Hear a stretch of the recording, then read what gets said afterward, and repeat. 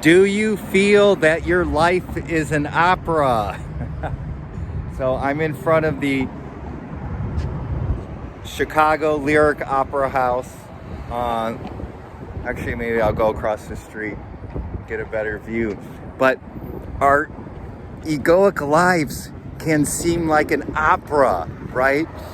Very tragic and a lot of emotion, and even though we're not like singing these heartfelt arias or about love and death and whatnot, there's the opera house behind me, the Civic Opera House.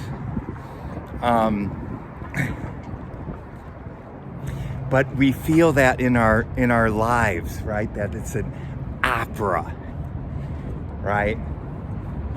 All this conflict and heart-wrenching, this happened to me, and why did this happen to me? And I'm so upset and I gotta overcome this, or I'm in love with this person and it's unrequited love and they don't love me back and it's so tragic. Woo. And so, but that's what most people are living one way or another, right? Some are really terrible, tragic operas, and I'm not making fun of tragic situations in people's lives. And there are people who have, small little situations that they turn into these big operas. But the point is that the egoic consciousness is all living into this opera, right? This with conflict and characters and blah blah blah. And I'm using this opera house as a metaphor, but TV and movies the same thing. There's opera in it, soap operas, right? So the reason I'm bringing this up, yes, there's a reason, is that you can escape the opera of your life, the suffering, because your opera creates suffering for you and possibly for other people, because we're, unconscious living people, unconscious acting humans.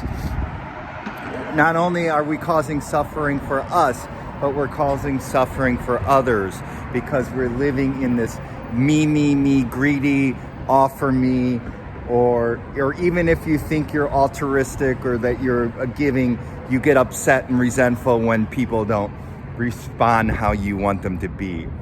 So you want your life, you want your opera life, you want to be in control, or you want things to be a certain way, and that's not life. That's not truth. So step one on the spiritual path is accepting the opera that you're going through, and accepting that maybe you're overreacting to it. Maybe you're creating more of an opera that's than what's really happening, right? Radical acceptance of the opera that is happening in your life. And then you could start, and that's the beginning of not identifying, because you're identifying with the role, right? You're identifying with, I don't know many operas very well, but you're identifying with opera characters like the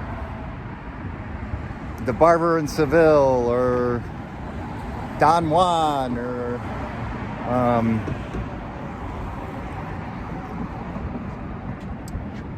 Anna Karina is playing. Okay, so I think that's one of the operas that's coming up. So you're identifying with these characters, right? And just because everyone else, I think this is why a lot of people really don't want to go on the spiritual path, the true spiritual path, is because you got to give it up. You got to give up the opera, the stories, And just because everyone else is playing the game and our society and culture is playing the opera game, it's an opera, it's tragic. I mean, you could just look on the news every day and you could play opera music in the background, and you could see that people are really playing out operas, right? Oh my God, social media is one big freaking opera, right? This person did this person cheated on me, this person said this, oh, I'm so tragic, I can't believe it, right? So, and the tragedy, oh, this is cool, I just noticed that, but I don't know, can you see, maybe I could get a close-up, I don't know how to, okay, but you could see the happy and sad face of drama, right? I don't know if you could see that. You could see the happy and sad face of drama. And even the happy face could be, the comedy can show how funny the ego is, right? But we can still get attached to the happiness, or we just want to be happy, egoically happy, not true, present, eternal now happiness, peacefulness, contentness, right? So, because that's the world of opposites. Rumi said, meet me in the field beyond good and evil, beyond opposites, beyond the world of form, duality, right? So surrender. So the first step is to realize that you're stuck in a freaking opera, right? And surrender and let go, and say, you can even say, help, I'm in this, even get down on your knees, whatever. Just surrender and just acknowledge it and be present, right? And then find spiritual teachers that can help you heal the pain bodies, because we've been conditioned since childhood to live in our own operas. School and the playground is an opera, and then our high school is a huge opera, and then our first jobs, college, blah blah blah, having a family becomes an opera.